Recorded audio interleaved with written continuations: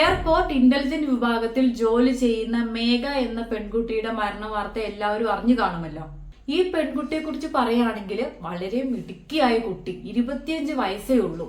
അപ്പോ നിങ്ങളൊന്ന് ഓർക്കണം, ഈ ഒരു ചെറു പ്രായത്തിൽ തന്നെ ഇന്റലിജന്റ് ബ്യൂറോ വിഭാഗത്തിൽ ഒരു ജോലി നേടുക എന്ന് പറയുന്നത് ഒരു ചെറിയ കാര്യമല്ല. അത്രയും കഴിവും പ്രാപ്തിയുമുള്ള കുട്ടി ആയതുകൊണ്ടാണ് ഈ കുട്ടിക്ക് അവിടെ ജോലി ലഭിച്ചത്. ഇവിടെയൊക്കെ ജോലി കിട്ടുക എന്ന് പറയുന്നത് നല്ല പ്രയാസമേറിയ കാര്യമാണ്. ഇപ്പൊ ജോലി കിട്ടിയിട്ടുണ്ടെങ്കിൽ തന്നെ നല്ല സാലറിയാണ് കിട്ടുന്നത്. ഈ മരണപ്പെട്ട മേഘയ്ക്ക് തന്നെ ഏകദേശം 1 ലക്ഷത്തിനടുത്ത് സാലറി വരുന്നുണ്ട് എന്നാണ് ചില ചാനലുകാർ പറയുന്നത്. പക്ഷെ ആ ഒരു കഴിവും പ്രാപ്തിയൊക്കെ സ്വന്തം ജീവിതത്തിൽ അപ്ലൈ ചെയ്യാൻ വേണ്ടിയിട്ട് മേഘയ്ക്ക് സാധിച്ചില്ല. അപ്പൊ അതിന്റെ കാര്യത്തിലേക്കാണ് വരുന്നത്. അപ്പൊ മേഘയെ കുറിച്ച് പറയുകയാണെന്നുണ്ടെങ്കിൽ അത്യാവശ്യം സെറ്റിൽഡ് ആയ ഒരു ഫാമിലിയിൽ തന്നെയാണ് മേഘ ജനിച്ചത്. അച്ഛൻ IT പ്രൊഫസറും അമ്മ സെക്രട്ടറിയിലെ ജീവനക്കാരിയാണ്. ട്രിവാൻഡ്രം എയർപോർട്ടിൽ ജോലി ലഭിച്ചിട്ടുള്ള മേഘ ട്രിവാൻഡ്രത്ത് തന്നെ ഒരു ഹോസ്റ്റലിലായിരുന്നു താമസം. മരണപ്പെട്ട ദിവസം മേഘയ്ക്ക് നൈറ്റ് ഡ്യൂട്ടി ആയിരുന്നു. ഡ്യൂട്ടി കഴിഞ്ഞതിന് ശേഷം മേഘ നേരെ പോയത് റെയിൽവേ ട്രാക്കിലാണ്. അപ്പൊ ട്രാക്കിലൂടെ മേഘ ഇങ്ങനെ ഫോൺ വിളിച്ചുകൊണ്ട് നടക്കുകയാണ്. ഈ സമയത്ത് പിറകിൽ ട്രെയിൻ വരുന്നതും ട്രെയിനിന്റെ ഹോണടി എല്ലാം മേഘയ്ക്ക് കേൾക്കാമായിരുന്നു. ഈ സമയം മേഘ ചെയ്തത് എന്ന് പറഞ്ഞിട്ടുണ്ടെങ്കിൽ നേരെ ട്രെയിന് കുറുകനെ കിടക്കുകയാണ് മേഘ ചെയ്തത്. അതിനാൽ ട്രെയിൻ തട്ടി ശരീരം ഛിന്ന ഭിന്നമായി. മരിച്ച സമയത്ത് യൂണിഫോം ആണ് ഇട്ടിരുന്നത്. അതുകൊണ്ട് തന്നെ ബോഡി വേഗത്തിൽ ഐഡന്റിഫൈ ചെയ്യാൻ വേണ്ടി സാധിച്ചു. ട്രെയിൻ വരുന്ന സമയത്ത് മേഘ ഫോണിൽ സംസാരിച്ചുകൊണ്ടിരിക്കുകയായിരുന്നല്ലോ. അതുകൊണ്ട് തന്നെ ട്രെയിൻ തട്ടി ഫോണും ഛിന്നാഭിന്നമായി. അപ്പം ഒടുവിൽ മേഘയോട് ആരാണ് സംസാരിച്ചത്, മേഘ ആരോടാണ് സംസാരിച്ചത് എന്നൊന്നും കണ്ടെത്താനായിട്ടില്ല.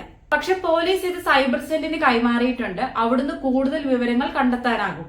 അന്വേഷണത്തിനൊടുവിൽ പോലീസ് പറയുന്നത് പ്രണയ നൈരാശ്യത്തെ തുടർന്നാണ് മേഘ ഇങ്ങനെ ചെയ്തിരിക്കുന്നത് എന്നാണ്. കാരണം ഈ മേഘ കേരളത്തിന് വെളിയിൽ ട്രെയിനിങ്ങിന് പോയിട്ടുണ്ടായിരുന്നു. അവിടെ വെച്ച് ഒരു മലപ്പുറംകാരൻ പയ്യനുമായിട്ട് സുഹൃത്തായി. അതിനുശേഷം ഈ സൗഹൃദം വളർന്ന് പ്രണയമായി. അപ്പൊ പുറത്തുനിന്ന് ആര് നോക്കിയിട്ടുണ്ടെങ്കിലും ഒരു തെറ്റും പറയാൻ പറ്റാത്ത പ്രണയം. കാരണം രണ്ടുപേരും വെൽ എഡ്യൂക്കേറ്റഡ് ആണ്, വെൽ സെറ്റിൽഡ് ആണ്, യാതൊരു പ്രശ്നവുമില്ല. ജാതി മതം ഒന്നും ഒരു പ്രശ്നമല്ല. പക്ഷെ പെട്ടെന്ന് ഈ പയ്യൻ പ്രണയത്തിൽ നിന്ന് പിന്മാറുന്നു. മറ്റൊരു പെൺകുട്ടിയാണ് ഇഷ്ടമെന്നും ആ പെൺകുട്ടിയാണ് വിവാഹം ചെയ്യാൻ ആഗ്രഹിക്കുന്നത് എന്നും ഈ മേഘയോട് പറയുന്നു. ഇതോടുകൂടി മേഘ മാനസികമായി തകർന്നു പോകുന്നു. ഈ കാരണം കൊണ്ടാണ് മേഘയെ ആത്മഹത്യയിലേക്ക് നയിച്ചത് എന്നാണ് പോലീസ് പറയുന്നത്. എന്താണെങ്കിലും മരണത്തിന് പിന്നിൽ ദുരൂഹതയുണ്ട് എന്നും പറഞ്ഞ് മേഘയുടെ അച്ഛനും അമ്മാവനും പോലീസിൽ കംപ്ലൈന്റ് കൊടുത്തിട്ടുണ്ട്. ഇതൊരു സാധാരണ ആത്മഹത്യ അല്ല എന്നും ഇതിന്റെ പിറകിൽ മറ്റെന്തൊക്കെയോ ഉണ്ട് എന്നുമാണ് അമ്മാവൻ പറയുന്നത്. മേഘയുടെ അച്ഛൻ പറയുന്നത് അന്ന് 7 മണി വരെ മകൾ ഞങ്ങളെ വിളിച്ചിട്ടുണ്ടായിരുന്നു. മകൾക്ക് യാതൊരു കുഴപ്പവുമില്ല, വളരെ സന്തോഷത്തോടു കൂടെ തന്നെയാണ് സംസാരിച്ചിരുന്നത് എന്നാണ് പറയുന്നത്. ഇതേ സമയം തന്നെ ഈ ന്യൂസ് ചാനലുകാര് ഈ പെൺകുട്ടിയുടെ അടുപ്പത്തെ കുറിച്ച് ചോദിക്കുമ്പോഴും അച്ഛൻ പറയുന്നത് ഞങ്ങൾക്ക് അറിയാമായിരുന്നു, ഫോൺ കോൾ ചെയ്യാറുണ്ടായിരുന്നു എന്നാണ് പറയുന്നത്. അപ്പൊ മേഘയുടെ അച്ഛൻ പറയുന്നുണ്ട് 7 മണി വരെ ഞങ്ങളുടെ മകൾ ഞങ്ങളോട് സംസാരിച്ചു, അപ്പം ഒരു കുഴപ്പവും ഉണ്ടായിട്ടില്ല. അപ്പൊ അങ്ങനത്തെ ഒരു പെൺകുട്ടി എങ്ങനെ 9 മണിയാകുമ്പോൾ ആത്മഹത്യ ചെയ്യും? എനിക്ക് തോന്നുന്നത് ഒരുപക്ഷെ മനസ്സിലുള്ള വിഷമങ്ങൾ ഈ കുട്ടി വീട്ടുകാരോട് തുറന്നു പറഞ്ഞു കാണില്ല. അല്ലെങ്കിൽ ആ ഫോൺ കോൾ ആയിരിക്കും മേഘയെ ആ ഒരു തീരുമാനത്തിലേക്ക് എത്തിച്ചത്. മേഘ ആ ഫോൺ സംസാരിച്ചത് ആരോടാണ്, എന്താണ് സംസാരിച്ചത് എന്നൊക്കെ അറിഞ്ഞാൽ മാത്രമാണ് കൂടുതൽ കാര്യങ്ങൾ വ്യക്തമാകുകയുള്ളൂ. ഇപ്പോൾ എല്ലാവരുടെയും ഒരു നിഗമനം എന്ന് പറയുന്നത് മുൻ കാമുകൻ തന്നെയാണ് ഫോണിൽ സംസാരിച്ചിരിക്കുന്നത് എന്നാണ്.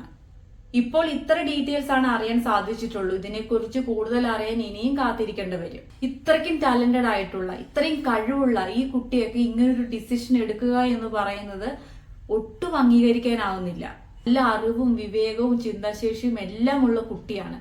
എന്തിനീ കുട്ടി ഇത് ചെയ്തു എന്നത് തന്നെയാണ് എല്ലാവരും തുടരെ ചോദിക്കുന്നത്.